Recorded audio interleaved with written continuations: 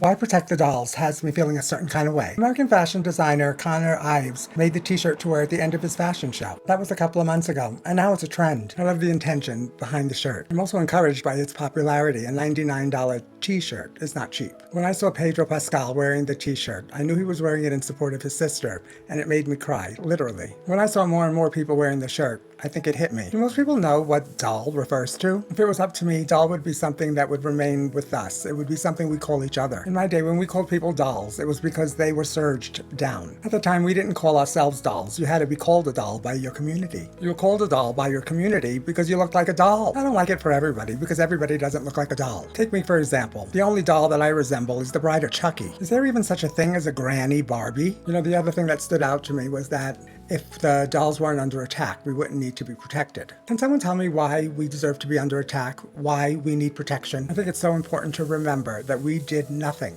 and that this attack is manufactured. The dolls have done nothing to provoke it. What we're experiencing is senseless and without merit. I also don't want anyone to think that buying the t-shirt is a replacement for being supportive, for doing something that helps. What we need is meaningful action. How many $99 t-shirts have to be sold before it makes a difference? I grew up with Save the Whales. Did it save the whales? I don't know. I recently made the decision to spend some time listening to the anti-trans people. What I watched and heard really made no sense to me. If I didn't know it was about trans people, I wouldn't have known. The things they said about being trans resonated so little with me that I immediately thought to myself, am I different than other trans people? After several videos and podcasts, I thought to myself, the worst thing that could happen to a community is to be discussed by intellectuals that aren't from that community. One thing to talk about is trans people not all being the same. I had no idea that we were trying to tell people that we were all the same. They talk a lot about trans people who transition on a whim, without any reason, just because they think it'll be fun. If you haven't heard it before, let me be the first to tell you, transitioning is not that much fun. There's more conversation than you think about people with beards and boobs. I know they exist, and I know that gender is a construct and that gender norms are made up, but I also know that people adhere to them very closely all over the world. And how many trans people with boobs and beards do you see in their 40s and 50s? That's a youthful mindset.